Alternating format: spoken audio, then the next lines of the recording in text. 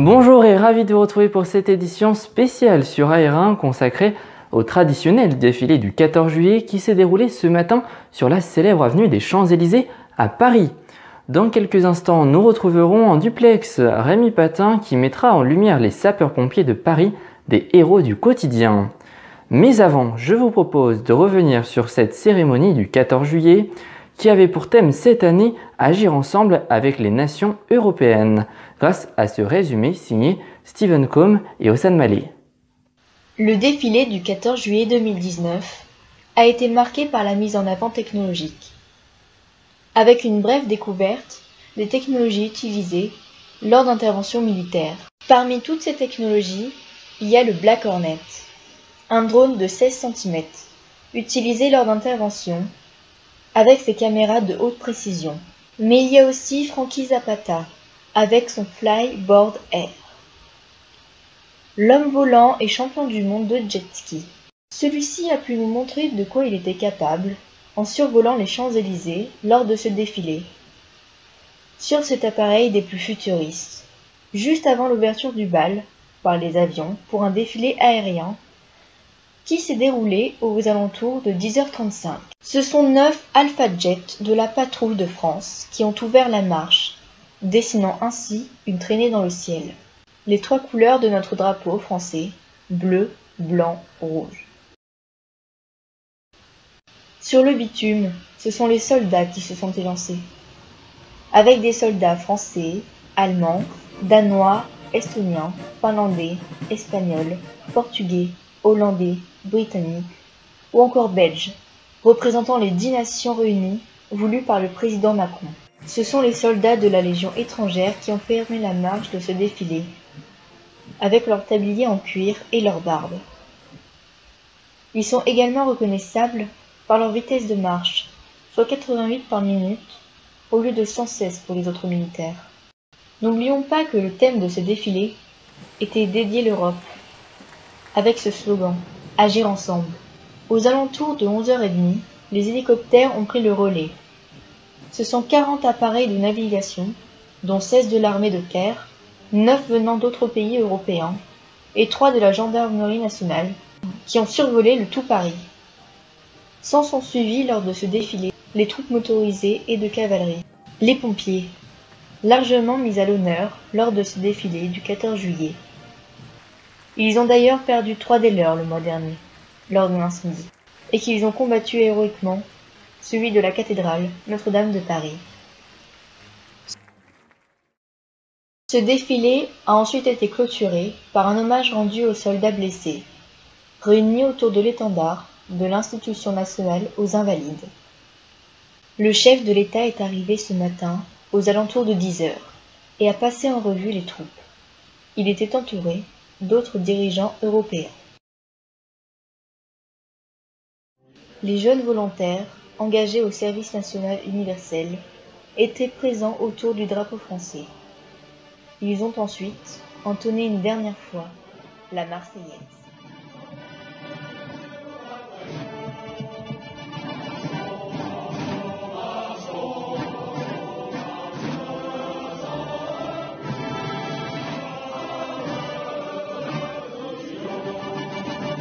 Et à présent, cette fête nationale où nos militaires sont à l'honneur, je vous propose de nous intéresser aux sapeurs-pompiers de Paris, ces héros du quotidien qui ont vécu cette année de nombreuses interventions à haut risque qui ont marqué l'actualité, comme l'incendie de Notre-Dame.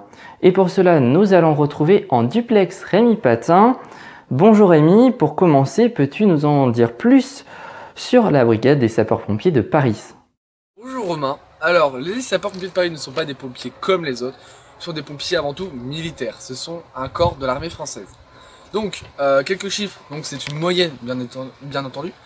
Alors, il y a environ par an 2 740 800 appels par an, donc c'est une moyenne bien sûr. Et ça débouche sur 522 883 interventions par an, c'est une moyenne encore une fois. Et ça fait environ 1432 interventions par jour dans la globalité de Paris, ce qui est quand même beaucoup. Et quelles sont donc les principales missions des sapeurs-pompiers de Paris? Les sapeurs-pompiers font dessus, donc, comme je vous l'ai dit tout à l'heure, 1432 interventions par jour. ce qui représente environ du secours à la personne, 81%, donc ce qui est quand même beaucoup, des opérations diverses, des ouvertures de portes, etc., plein de trucs comme ça, c'est 8,7%. Après, nous avons la protection à la personne, 3%, c'est assez peu quand même. Des accidents sur la voie publique, des accidents de voiture, des accidents de scooter, des accidents de vélo, etc., c'est 4,5%, ce qui est quand même une petite majorité. Et en tout dernier, les incendies. Et oui, les incendies, on ne croirait pas, mais c'est 2,8% des interventions des sapeurs-pompiers de Paris. D'accord, mais pourquoi les sapeurs-pompiers de Paris sont-ils militaires alors qu'un grand nombre d'autres brigades ne le sont pas dans le reste de l'Hexagone? Depuis 1810, il y a eu un traité impartial de Napoléon Ier qui a globalisé les sapeurs-pompiers de Paris qui sont militaires, tout simplement. Voilà. Et cela a pris en compte en 1811. Et y a-t-il aussi des sapeurs-pompiers volontaires à la brigade de Paris? Les sapeurs-pompiers, c'est assez compliqué parce qu'ils ne sont pas volontaires, en fait, ils sont quand même militaires parce que c'est quand même la brigade. Mais le problème, c'est qu'en fait, ils n'habitent pas à Paris même. C'est très peu de gens qui sont pompiers de Paris qui habitent à Paris. Ils habitent en province et en fait, les casernes hébergent les pompiers pendant leur garde. Alors leur garde, c'est 48 heures, 72 heures, ça dépend les personnes où ils habitent. D'accord. Et enfin, comment sont-ils recrutés? Car je suppose qu'il y a une certaine sélection. Oui, il y a des tests pour entrer chez sapeurs-pompiers de Paris, quand même, c'est évident, quand même, c'est évident. Donc il y a une natation, donc 100 mètres nage libre, donc en gros, il faut juste pas s'arrêter. Après, nous avons des tractions, il faut en faire le maximum possible, et un parcours sportif, donc ça recrute beaucoup de trucs, beaucoup d'endurance au parcours. Après, il y a un QCM sur la brigade de sapeurs-pompiers de Paris, parce que si vous avez quand même des connaissances en termes pompiers, parce que je veux dire en termes pompiers.